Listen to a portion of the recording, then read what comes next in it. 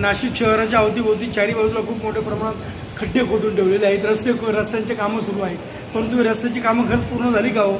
आज आपण जर पाहिलं असेल तर आमचा ड्रीम कॅस्टल ते मकवाना जो रस्ता आहे तो खोदून ठेवल्यामुळे इतकी ट्रॅफिक होते. तिथं 2 ते 3 दिवसापूर्वी मोठा अपघात झाला, त्याच्यामध्ये त्या एकाला पाय गमावा लागला.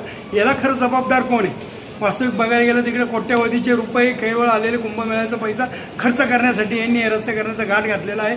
परंतु जर तेव्हा शहराच्या अवतीभोवती असणारे रस्ते त्वरित आणि चांगल्या क्वालिटीचे करण्यात यावेत. त्याच पद्धतीने त्यांनी जे आज शाश्वत कामासाठी आम्ही सांगितलं की जी मेन धरणातून लाईन असते, जी रायझिंग मेन लाईन आहे, अशा काही रायझिंग मेन लाईन टाकून नाशिक शहराचा पाणी पुरवठा सुरळीत करण्यात यावा. आजही नाशिक शहरामध्ये अनेक भागामध्ये टँकर्सद्वारे पाणी पुरवठा केला जातो आहे.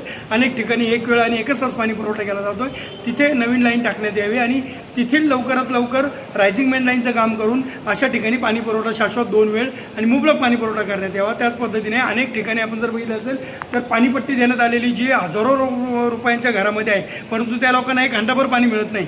अशा काही पाणीपट्टी असेल तर ती तत्काळ मागे घेण्यात यावी. त्यापेक्षा धरण्याचा कार्यक्रम केला, धरणे आंदोलन केलं, बरेचसे विषय असे नाशिक शहरामध्ये आहेत ज्यामध्ये प्रामुख्याने अशा विविध स्वरूपाच्या मागण्यांचं निवेदन आज आम्ही महापौर मॅडमला देण्यात आलेलं आहे.